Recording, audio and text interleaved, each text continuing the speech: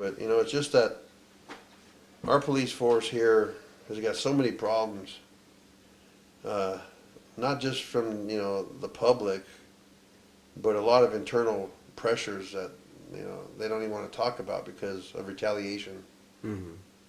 So, Yeah. I mean, that's another big, long thing you could get into, but a lot of the good officers are afraid to speak out because they need a job and they don't, and they love their families and they don't want to be sent out alone on a dangerous call because, you know, the guy in charge says, well, I don't want you to take your partner, you know, and the reason why they don't want him to is because, you know, he said something bad against him, so let's just send him out there on his own and see if he gets shot or something, you know, without any backup. Right. You know, that kind of retaliation. Right. Right. And here's another thing too about retaliation that I really didn't think about too much. But when we were talking to the union president of the police, you know, she brought up a point where I would never thought of. You know, I always thought the cameras were going to be used to enforce, you know, life or death situations. You know, there as a model, so that, you know, a deterrent for police to, you know, not use so much excessive force and stuff like that. You know, the more important things.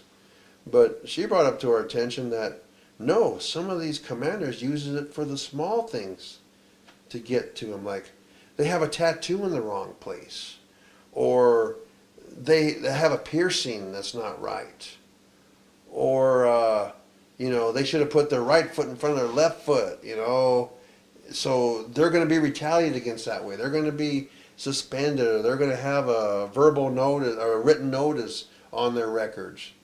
You know, I never thought that the lapel cameras that the public, you know, and the activists want so much for the hard situations are being used against the officers in non-violent, I can say chicken shit situations. Trivial internal policies more than. That's good. See, that's the difference between me and a scholar. See, mine's chicken shit. His is trivial internal policies. You're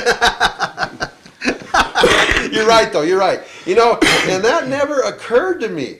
It freaked me out when she told us this. Right, Charlie? Did it kind of get to you a little bit? I mean, you know, I never thought that their own internal guys would use it against them. Some little stuff like tattoos and bullshit, you know. So